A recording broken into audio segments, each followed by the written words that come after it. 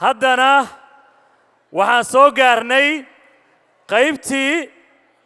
caawa ee abaalmarinada iyo awardska la bixinayay diyaar u tihiin soo maahan waxay u kala qaybsan tahay dhowr qaybood qaar fanaaniin ay ku tartameen oo sanadkii hore waad ogeydeen halkan Sharma Boy ayaa ku guuleystay soo ma ahayn caawa yaa guuleysan doona ma garanayo sidoo kale caawa abaalmarinada gabdhihii Soomaalida ugu quruxda badnaa ayaa bixin doona aaway saxabkii gabdhaha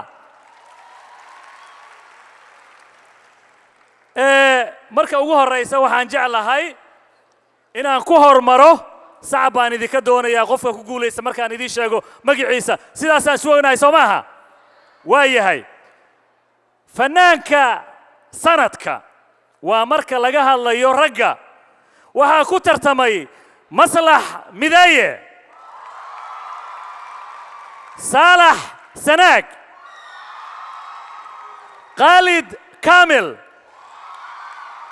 Abdikariin Ali Shah iyo Xariir Axmed yaa ku guuleystay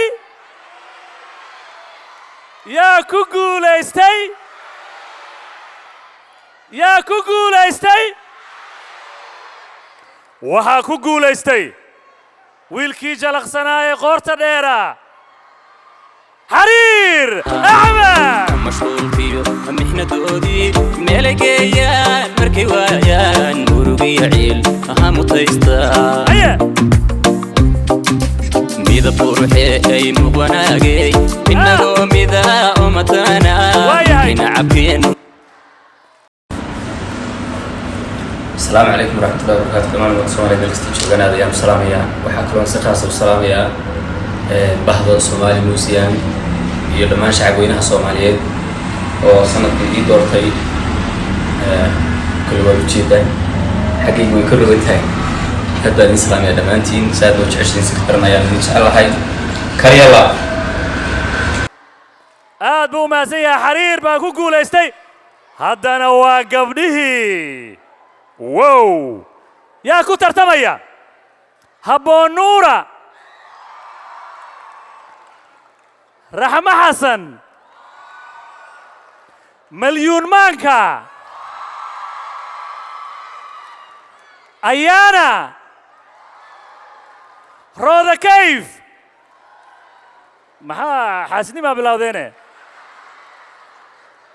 روضة كيف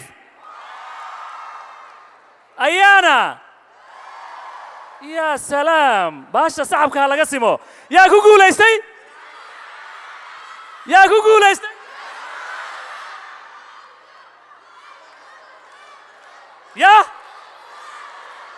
يا كوكولاستي وها كوكولاستي مليون مانكا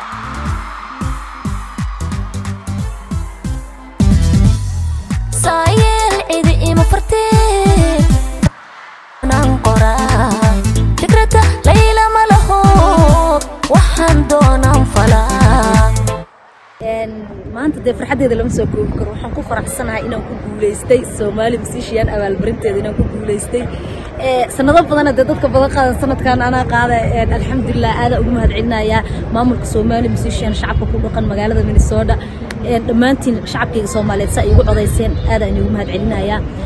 abaalmarinta Soomaali musician way soo gaartay waliba si qurux badan ay soo gaartay waxaan ku faraxsanahay sida fanaaniinta ma arkin oo u taageertiin horumarkooda uga shaqaysiin waxaan in leeyahay thank you so much